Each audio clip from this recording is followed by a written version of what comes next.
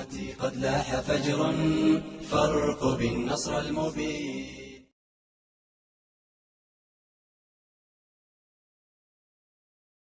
We're at the time in history when ISIS, also called Islamic State or ISIL, has cut off the head of someone in the media. And it was so atrocious that many chose to speak out against it, and one of them was Obama. Here's what Obama says about Islamic State. They've rampaged across cities and villages, killing innocents. They abduct women and children, subject them to torture and rape and slavery. They've murdered Muslims, both Sunni and Shia, by the thousands. They target Christians and religious minorities, driving them from their homes, murdering them because they practice a different religion. ISIL speaks for no religion. Well, really what Obama's saying here is Islamic State is not Islamic. That's really what he's saying briefly. But you know, it's not up to Obama to tell us what Islam is. Islam is defined by Muhammad and Allah. And let's see what happened in the Sirah, the life of Muhammad, his official biography about all these points. And let's start with, of all things, rape. On the occasion of Khaybar, once the Jews had been crushed, Muhammad put forth new orders as to how sex would be had with captured women. They were not to be had sex with when they're having their period, nor if they're pregnant. So here we have Muhammad giving orders on how to have sex with captives. This is called rape. It is pure Muhammad. Now what about the issue of torture? Well, in this same event, once he crushed the Jews at Khaybar, he knew they had buried treasure, and so he questioned the chieftain. Where's the money? Where's the gold? Where's the silver? And he wouldn't tell him. So Muhammad ordered the chieftain staked out on the ground and a small fire built on his chest. Still, he would not speak. And so they unstaked him and took him to a man who had lost a brother in the fight against the Jews at Khaybar, and he beheaded the Jewish chieftain.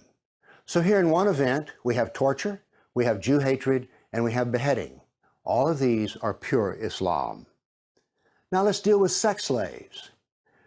From the lot of the women, Muhammad had chosen 3 to give as gifts of pleasure to his chief lieutenants.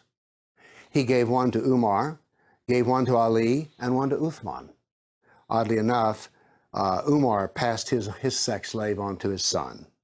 So sex slavery is pure Muhammad. Now what about slavery? I'm going to read you a list of things that Muhammad was involved in with slavery. All of these come from the Sirah. And by the way, all of these references can be found on politicalislam.com. He was involved in every aspect of slavery. He had Kafir men killed so their women could be made slaves. He gave away slaves for gifts.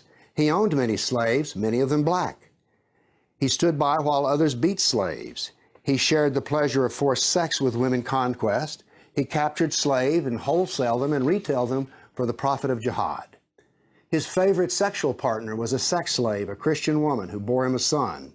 He got slaves as gifts. His pulpit was made by a slave. He ate meals prepared by slaves. His robes were repaired by slaves.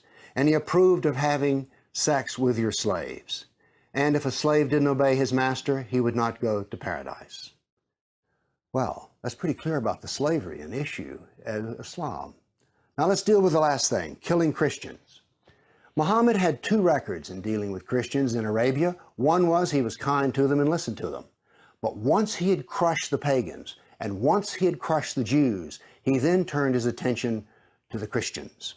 He sent Khalid, also known as the Sword of Allah, to the fort of a Christian ruler. And when the ruler and his brother rode out, they killed one and captured the other and subjugated the Christian tribe, made them obey the Sharia and pay the jizya. Let me be very clear. Muhammad was a pagan killer, a Jew killer, and a Christian killer. Now let's go back to what started this off. Who is to determine what Islam is? Obama? No. Muhammad tells us what Islam is, and we need to listen to Muhammad, and we can ignore Mr. Obama. Thank you.